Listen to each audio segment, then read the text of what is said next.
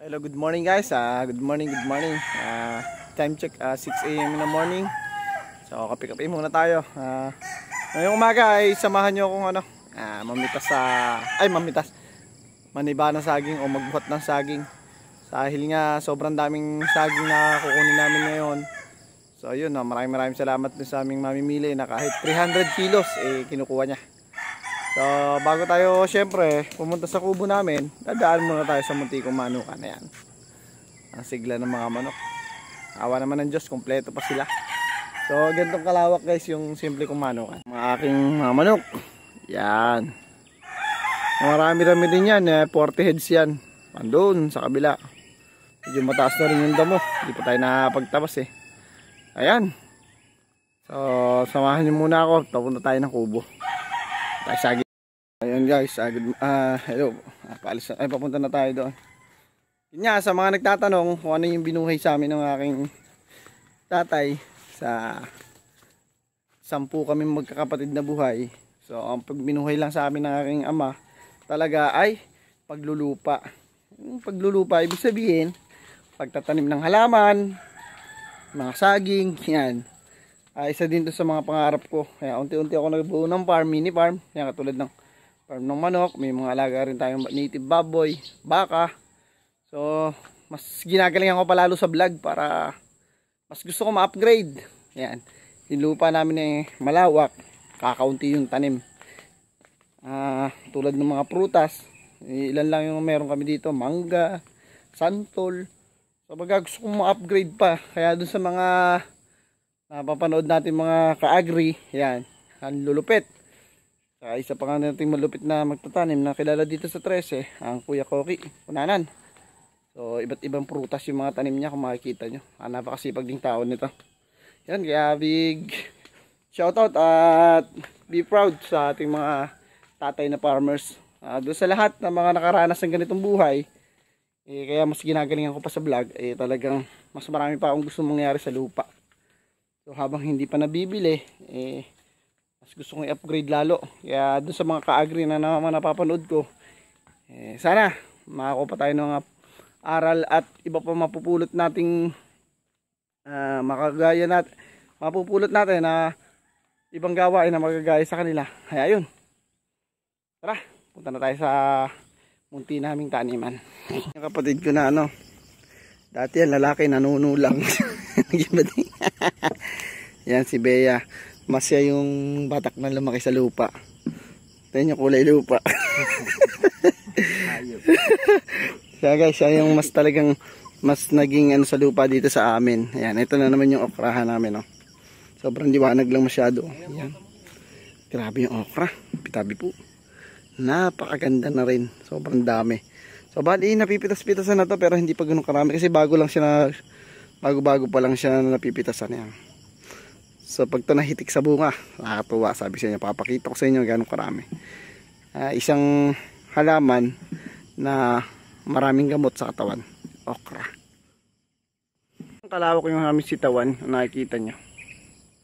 Dami, tas yung katabi niya kay Kuya Erne. Si Kuya Erne, nakakaisang timba na siya. Kada harvest nyo pala, isang timba na ganan. Tiyempuhan natin magandang lupa na to, Kalibaset, walang mga puno. Ang ganda ng mga okra guys, Maganda. Nantakin nyo yung mga napapanood. Sana natin maniba. Tag-isa kami ng sako. Yan, ang gaganda ng saging na to at mga bagong tanim yata to. Ang gandaan dun sa nakakuha sa amin kahit ilang kilo. Yan, may mga papaya pa rin tayo. Yan. Kanya ba yung buwig na yan?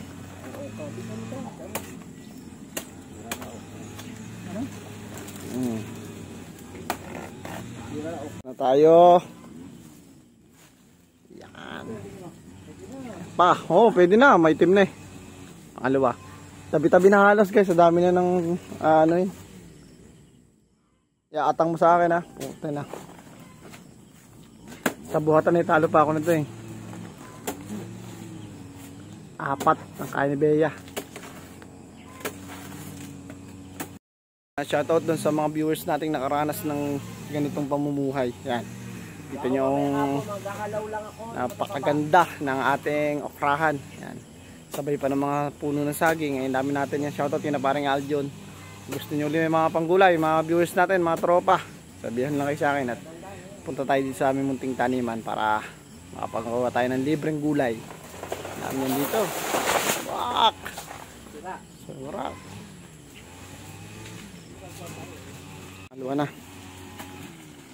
Nakaw, Diyos ko. Guys, so, tabi-tabi ang pulutong ng saging. Hindi natin masyadong kita. Maliwanag pa ang panahon. Yan, gaganda ng saging. Lalaki. Yan, shoutout ulit. Doon kina Tatay Siling, tropang Amerika. Na naranasan yung mga gantong buhay sa mga viewers natin. So, paniniba ng saging. Pagka dami-dami. Po. Okay, oh. Buwig. Ang layo ng buhatan. Papalaban tayo. O, alam niyo lang, sobrang layo pa yung pagdadahan namin doon. Nitong saging, doon pa ito dadalhin sa mismong kalsada ng aking manukan. Tapos yung mga daan ganito. Kaya doon sa mga magulang na farmers, be proud. Kasi sobrang sipag nila. So gantong realidad na papamulat sa atin pagdating natin ng edad ng 20. Akala natin dati madali lang yung buhay. So ayan, no? Ito yung mga daan namin, puro tagilid. Sa pagkakamali mo, maaaring madamage yung tanim na yung dala mong saging. Grabe, ito ang tunay na buhay. Akala ng ibang tao masarap ang buhay ng mga isa nating kalaban, pero masarap maghakot nito. Inaambon sa ulan kaysa sobrang init. Ang dami na to, tambak na tayo ng saging.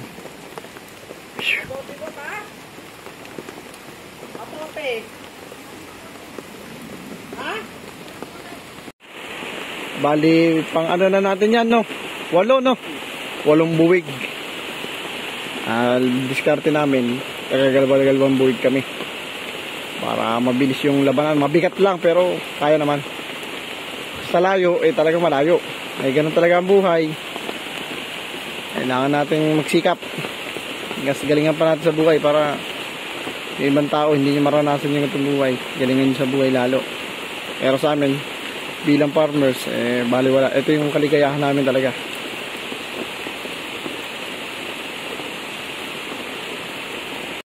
Na tayo habang naulan.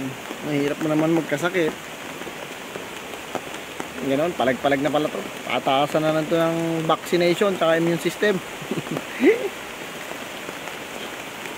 Si Bea, napakalakas niyan guys. Pusong babae siya pero galaw niya lalaki. Lumakas na. Dumali na.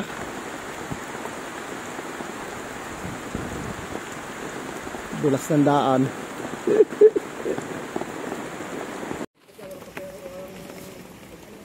Walang pera, nagiinom. Walang Diyo. Kamarit pare, na parang Dino. Ding, pati ka. Shout out sa mga kumpare ko dyan, kumare. Mga buhay ganador. Ganito yung panahon. Sama ng panahon. Dulas ng daan. So at least, laman lang. Halos nomads tayo sa buhatan. Talagang kapatid kong yun Grabe lakas bumuhat. Sa baga sa kalabaw yun ano yan. Mambababa. Kasi iba nagpusong dalaga sa trabaho hindi nyo kaya sibakin yan. Yung daan, maitawid lang namin yung produkto. Sa pagkakamali mo dyan, sigurado naglag sa bangin, sira pang ang inyong kalakal, dulas ng daan, makitid,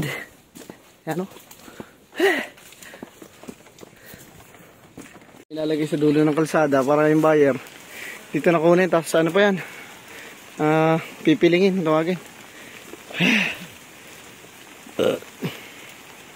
Grabe. Meron tayong 5. Ay, 8. So, meron pa tayong ilang hakot. Ilan ba yung 16? Ilang balik pa pala kami. 8 buwig pa. Tagal bang balik pa kami. 4 na balik pa kami bago namin matapos yung pagbubuhat ng saging. Tara! Lag! Yung namin pansamantala ay gabi. Tayong sa gubat. Sa huling buhat na. Grabe. Palaban talaga. Pero okay naman. Successful naman. Baka tinitinda ko bukas. Sa huling buhat na. Suko talaga spirit Grabe. Dami natin nakuha. Hindi na. Grabe Dami. Hali tayo ng ilang peraso yan. Siguro nasa 20. Nasa 20 buwig siguro. Ayan. At yung pinaghirapan ngayong umaga. So papakita ko na sa inyo kung magkano kikitain namin sa 20 buwig na yan.